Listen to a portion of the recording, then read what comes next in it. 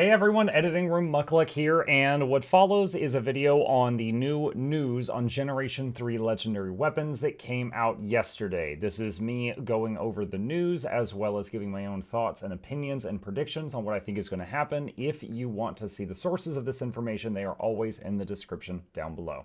Enjoy. Then they posted this, a closer look at Guild Wars 2 End of Dragons Legendary Weapons.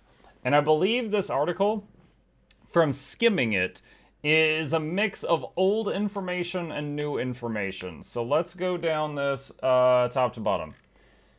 Hey everyone, I'm Chelsea Mills, senior prop artist and creator of many of the Guild Wars 2 legendaries, including Exordium, Nethermore, and the Binding of Ippos. I love her already. Binding of Ippos is my favorite one. And I'm a big fan of Exordium. As we announced previously, the launch of Guild Wars 2 End of Dragons will feature a set of 16 new legendary weapons themed around the Elder Dragon Aurene. Legendaries are by far my favorite thing to create. Every single one is a fun challenge of finding something unique to feature as part of the design, and I'm particularly excited about what we have in store for you with this set. Today we're going to tell you about more about the narrative, inspiration, and design for upcoming legendary weapons. Show off some surprises we haven't talked about yet, and give you some information on how to get them in game. But before we get to the good part, here's a quick refresher on legendary weapons in general. Okay, I know this stuff, but let's take it from the top just in case someone is watching this later and they don't. What are legendary weapons? Pieces of legendary equipment, including weapons, armor, back items, trinkets, runes, and sigils, are some of the most prestigious endgame rewards. They are a long-term goal for you to work toward with a big payoff. Not only are legendary weapons unique looking with special visual effects, but they also have several convenient features not found on any other weapon. You make your weapon look like anything else that you want for free. Legendary weapons skin changes do not cost transmutation charges, so reskin your weapon to your heart's content. Swap out sigils without overwriting them. Applying a sigil to a legendary weapon pops out of the currently applied sigil and puts it in your inventory instead of being lost. That actually works in both directions. If you've got a weapon and a sigil, and either of them is legendary, so if the weapon is crappy and the sigil's legendary, it will still pop right on or off of the weapon, and vice versa. Choose the stats on your weapon at any time. Legendary weapons have a customize option, which allows you to choose from any stats in the game. Real quick example for any newbies out there, the shield is legendary. I can hit customize, and you see right here, it's like, oh, well, I want something with power, whatever. I can just change the stats anytime I'm not in combat. Use one legendary weapon on all your characters at once. With the legendary armory feature, each legendary weapon you acquire can be found simultaneously on any character, can be used simultaneously on any character able to use that weapon type. So if you get a legendary backpack, literally every max level character on your account has access to a max level backpack. All right, Reflections of Echoes. In Guild Wars 2 Heart of Thorns, you, the commander, became the protector of a mysterious egg that ended up hatching into an adorable baby dragon called Aurene. She chose you as her protector and bonded with you. It's been a long journey. You taught her to care for the residents of Tyria. You defeated elder dragons, a powerful lich, and even a god, and you grew together. In Aurene's case, quite literally. She has now grown into a beautiful prismatic elder dragon, capable of filtering and controlling all the various types of dragon magic that she has absorbed after each elder dragon was defeated. With Aurene being the prismatic dragon, able to refract the varieties of dragon magic she has absorbed, it seems only appropriate then for this set of legendaries to reflect that. Figuring out how to incorporate this into the design was a challenge. Do we make the weapons change somehow based on a certain circumstances to show the different dragon magic types? No, that wouldn't have worked for multiple reasons. What then? What if we had multiple appearances per weapon? What if there was a base set representing Aurene and then versions for each of the dragons she's absorbed magic from? That's right, we will eventually be releasing not one, not two, but 6 variations of new legendary weapons to go with Guild Wars 2 End of Dragons. It's important to note that only the core Aurene set will be available on launch day, with the rest of the sets coming over time post-launch. I just want to pause there and say it's good that they're setting expectations. As long as they're being open and vocal about whatever is going to happen, that's good. There will be more information on how to acquire each version later in this blog. Remember that part where I said I love challenges? Yeah, this is definitely that. Making 6 different sets meant 96 unique weapon models we'd have to create. But think of the Fashion Wars. So, I want to pause there for a second. I am not a graphical design artist, okay? I can put a pencil to paper, I can do some cool doodles, but that's it. I am not saying that, like, I know exactly what they've gone through with this, but there's definitely, like, they're reusing some assets here. You know, like they already showed the, like, the Aurine dagger, the Aurine sword, and all that stuff, and like the Aurine dagger just looked like a squished version of the Aurine sword. Like they're absolutely reusing some stuff here. I don't think it's the same level as like making 96 different things that are just completely different, like Binding of Hippos versus Bolt and Frostfang. You know, like this to me, I kind of feel like, you know, yeah, they made 6 models, but then they just warped them for the other weapons. Again, I'm not an artist, but just from like the customer side, that's what it looks like. This has been a Herculean effort by everyone involved. I'm really proud of what we have accomplished. Without further ado, here's an early preview of the great swords from the other 5 sets. So Zhaitan, I like it. I've said it before, Zaitan's my favorite Elder Dragon. I like that this has like little teeth on it. Mordremoth, got some vines.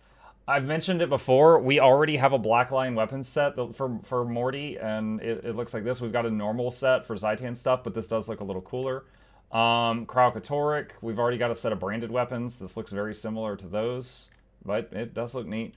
Jormag, ice weapon. We already have ice weapons, and Primordus, a fire weapon. We've already got fire weapons. They do look nice. They do look nice. They are a welcome addition to the game. But for me personally, you know, beauty's in the eye of the beholder and all that, I find myself far less excited about these than, again, previous examples. You know, Exordium, Binding of Hippos, Nevermore, stuff like that. But let us continue. Light Through the Prism, Visual Effects. Hello, I'm Nathaniel Hubble, a Senior Visual Effects Advisor on Guild Wars 2. I've been lucky enough to work on a diverse array of different effects, from player skills to boss battles to cinematics. Unique visual effects are an essential part of any legendary weapon, and the Elder Dragon legendaries are no exception. Each weapon set includes dozens of individual effects that help give it life, all of which have to operate together as one seamless whole. To make this work, the effects are designed to meet a series of specific needs. First and foremost, they need to capture the essence of the Elder Dragon they represent. Each weapon tells a story about the character it's based on, with the effects adding their own flair to the story. Second, the weapon and its effects need to blend harmoniously. It's crucial that the effects showcase the weapon, not obscure or detract from it. We're making legendary weapons, after all, not legendary particles. So, on that note, that's cool. I mean, really, that's what's going to set these apart. Like I said, this right here, there's already branded weapons that look exactly like this. The thing that's going to set this apart is the special effects. On a similar note, it's important to strike the right balance between spectacle and finesse. The effects need to be impressive enough to make the weapon feel powerful and rare, yet refined enough to be readable during a chaotic battle. Lastly, the effects also have to look good against different backgrounds. Tyria is a big place. Wherever you roam, your weapon should shine. One example of how all these different considerations get integrated together is the Death Blow, a finisher-style hit effect that plays on enemies slain by Elder Dragon legendaries. This is a feature we created not only to add more impact, but also to re-emphasize the Elder Dragons as a moment of triumph. Quick pause here. The first thing I think of is someone AoEing Pocket Raptors, and then just 27 Aurine explosions going off in their face like 1,000 suns exploding. Lots of small details come together to highlight these moments in a clear, satisfying way. Real quick here, so we've got this picture here with the Aurine Greatsword. And then down here, we've got, looks like an Aurine one-hander, but he's just killed something. Then there was the big death blow animation. Putting the dragon front and center, I built Aurine's death blow around her ascended rainbow streak, a motif common to several effects in her set. Here, the streak swoops down from above, leaving a crater of prismatic crystals over a defeated opponent. In this case, it was straightforward to avoid visually overpowering the weapon, since the effect isn't on the weapon itself. However, in order to avoid blowing out melee weapons during close combat, I kept the bright hit flash short. Achieving the right level of overall intensity was trickier. The death blow needed to be big and exaggerated without turning every fight into a fireworks display. To solve this, the visual effects team coordinated with the design team to control how frequently and against which sorts of enemies the effect displays. Ah, there goes my Pocket Raptor idea. This allowed the death blow to be larger and last longer than a typical hit without constantly getting in the way. Finally, in order to make the effect work in a broad variety of environments, I combined bright saturated elements like the rainbow streak with solid pieces that respond to in-game light, like the crystals. This helps ensure that the effects will stand out while also feeling appropriate to their surroundings, wherever they happen to appear. With multiple legendary sets planned for eventual release, our work is far from over. Considering all the dragon's different personalities, there are a lot of opportunities to explore unique, varied effects. I'm excited about how the Orion legendary weapons are turning out, and equally excited by the fun challenges still ahead. Arrival. I'm sold. Where do I get them? Howdy, I'm Stephen McNally, the rewards team lead designer on Guild Wars 2 End of Dragons. Now that Chelsea and Nathaniel have given you backstory on the sweet suite of weapons, you're probably itching to get one, maybe even the whole set.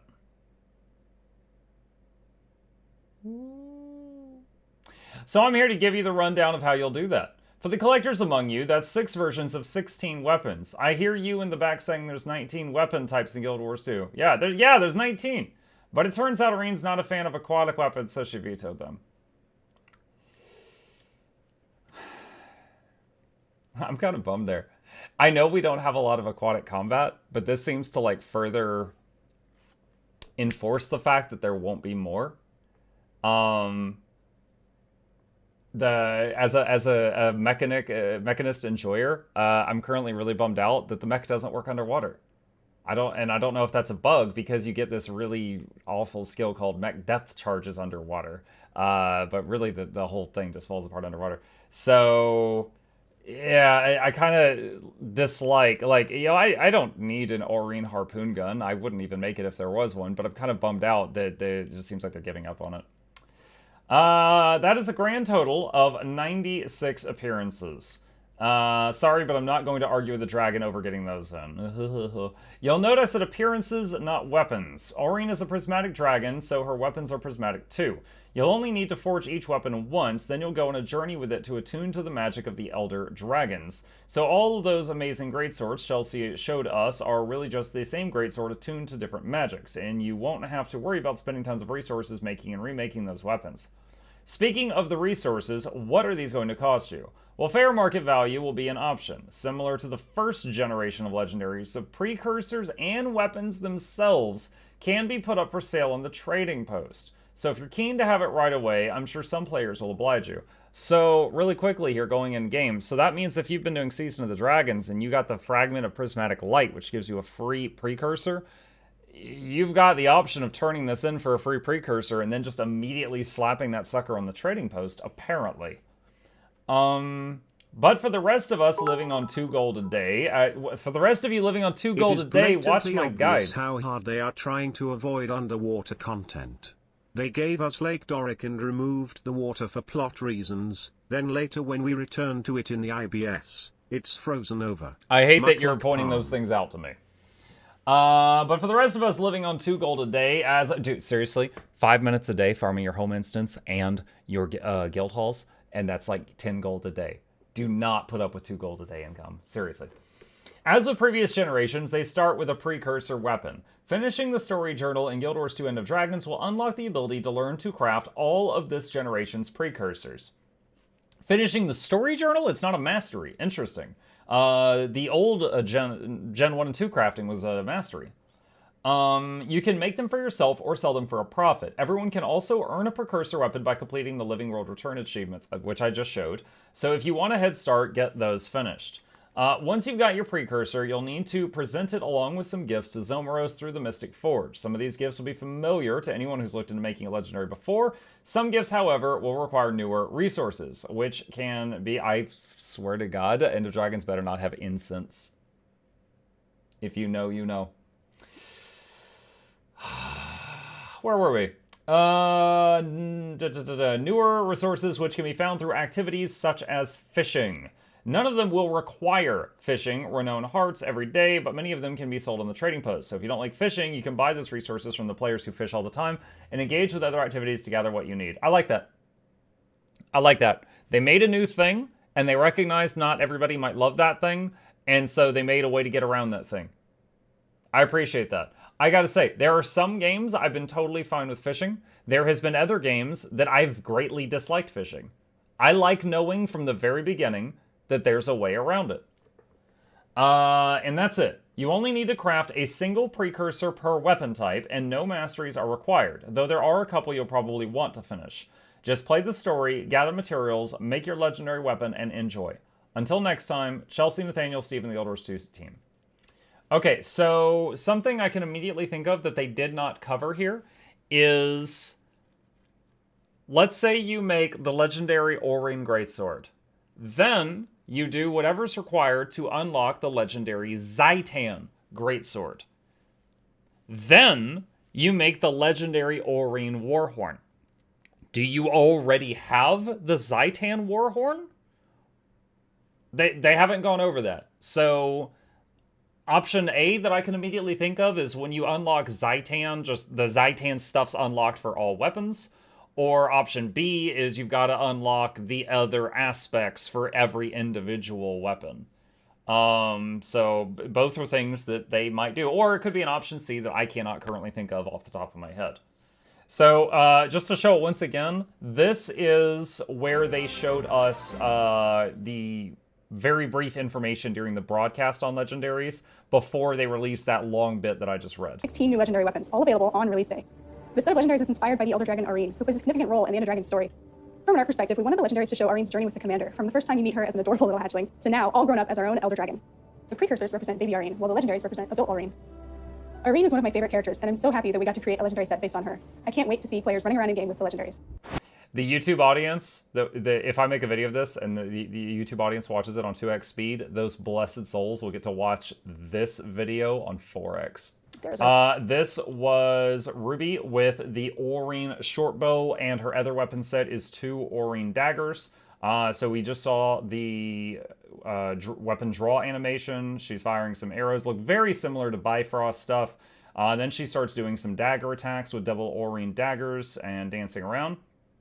And boom, there was the big death animation you could see, as well as the footfalls. So they didn't go a lot into the new Legis in the broadcast. They did not show the special effects of like the Zhaitan one or the Primordius one, any of the other ones. They just showed those that I just saw. And yeah, I think that covers everything we currently know about Gen 3 Legendaries. I gotta say, the thing I'm definitely most surprised by is that they're tradable. I flat out didn't expect that. Some people even asked me, and of course I'm guessing. You know, I don't have insider info on this, but people asked me, they're like, Mike, do you think Gen 3 would be tradable? And I was like, no. You know, they kept Gen 2 untradeable. I don't think they would go back to that. Okay, so that's kind of weird because we're gonna have Gen 1, 2, 3, and 2 will be the one with the most prestige because that's the only one where you know that guy did it themselves. No, I mean, fashion's the most important thing, of course, but still, I find it interesting that they went back on that. But yeah, that's everything we know about Gen 3s so far. Thoughts on each weapon having 6 unique skins? I think it solves the problem of all Gen 3 being the same thing. I'm not a fan. I know that I'm oversimplifying it. That's the word. I know that this is an oversimplification, but it looks like they made 6 designs, you know, like the Aurene one, the Kralkatorrik one, and et cetera, and then they, like, you know, fit those themes onto each of the weapons. That's very, very, very different than Gen 2. Gen 2, you had Exordium, which transforms for every single attack for every single class. You got Binding of Ippos, which gives you a demon arm and a flying book in front of you that the pages turn and fire eyeballs out of it. Yeah, you've got the Shining Blade. You know, you've got Nevermore. You've got a rifle that shoots cannonballs out of it. Like, every one of them is unique, one of a kind, has a story behind it and stuff like that. This new stuff, while very pretty, I'm just not pumped about it, you know?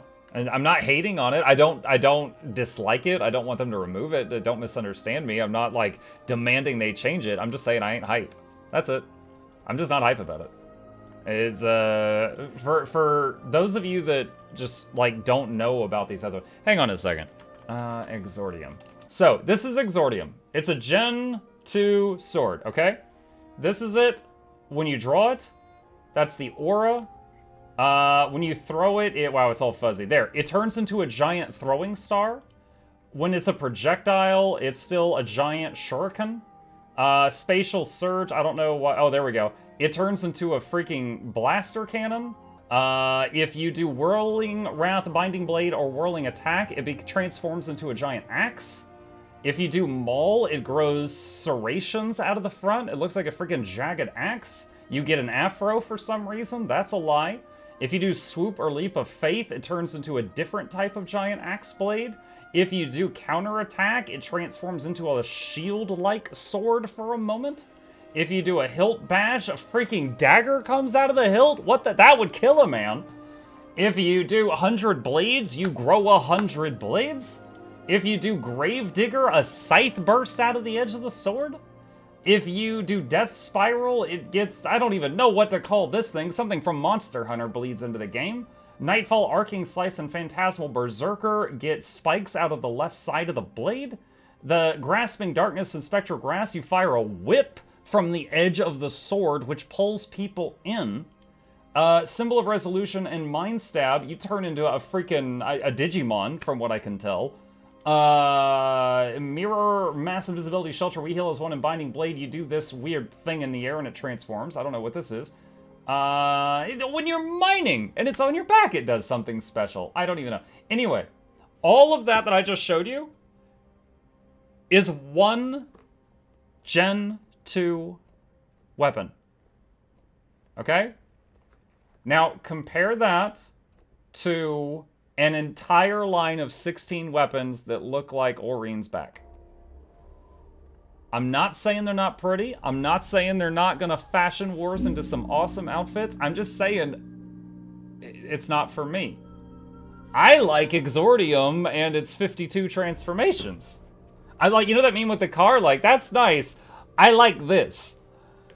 I like the Gen 2s are wild. Like, these just, it feels like there was just so much less story and, you know, crazy designs done on these. Now, I will grant you, though, I bet those Gen 2s took a hellishly long time to design, right? Like, it's about man-hours. If they decided that it was better to have those man-hours make 16 things instead of one thing, okay, what are you gonna do? It doesn't feel so, it feels like hobby. It's kind of, yeah. Gen 2 has extremes as Exordium and Ippos, but also has the Balthazar Torch and the boat gun. I think the boat gun's awesome. It turns the rifle bullets into cannonballs. I love the boat gun.